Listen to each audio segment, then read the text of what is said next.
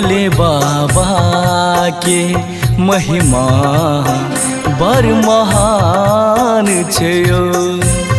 भोले बाबा के महिमा बर महान छयो।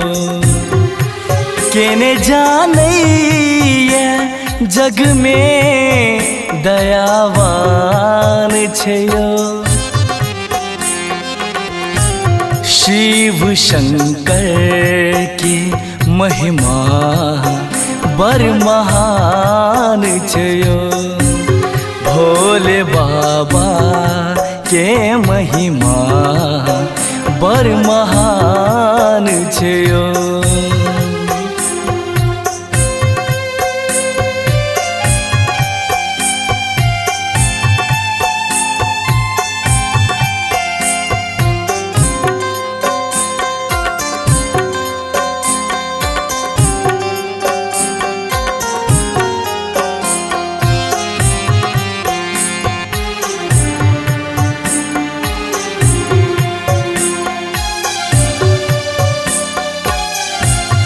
विष के प्याला पी गेलखिन ई उठा कायो। एक सांसे में चुटकी ई बजा कायो।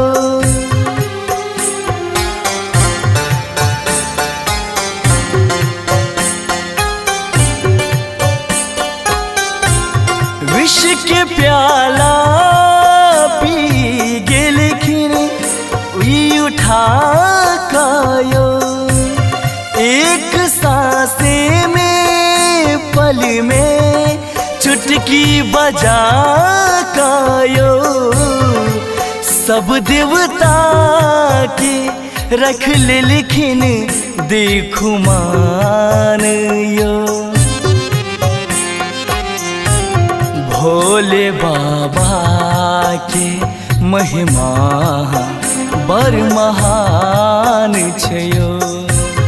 शिव शंकर के महिमा बर महान छयो।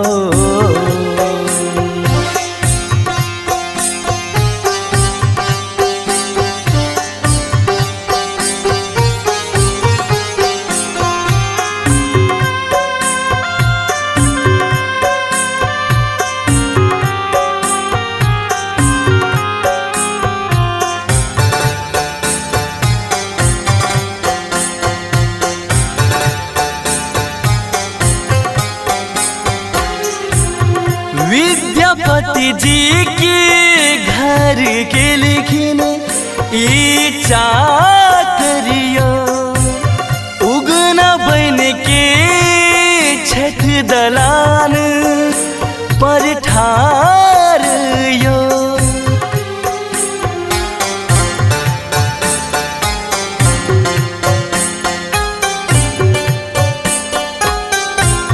विद्यापति जी के घर के लिखिन ई चाकरियो। उगना बन के छठी दलान पर ठार यो।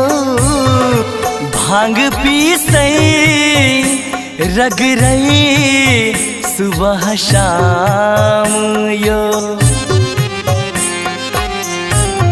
भोले बाबा के महिमा बर महान छयो। शिव शंकर के महिमा बर महान छयो।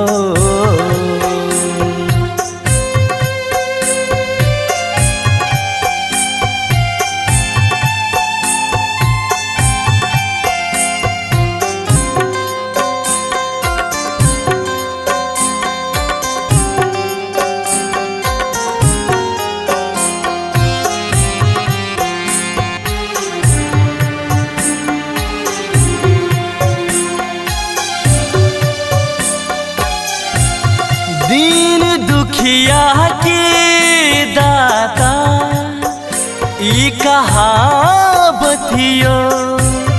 तीन सदिखन कृपा बरसा बथियो।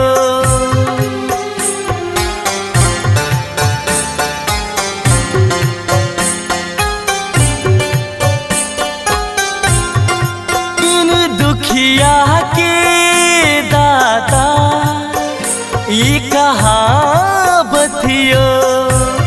तीनों नैना सा सदिखन कृपा बरसा बथियो। ओढ़रदानी भूतेश हिनक नाम यो। भोले बाबा के महिमा बर महान छयो। भोले बाबा के महिमा बर महान छयो। केने जानैया जग में दयावान छयो। शिव शंकर की महिमा बर महान छयो। भोले बाबा के महिमा बर महान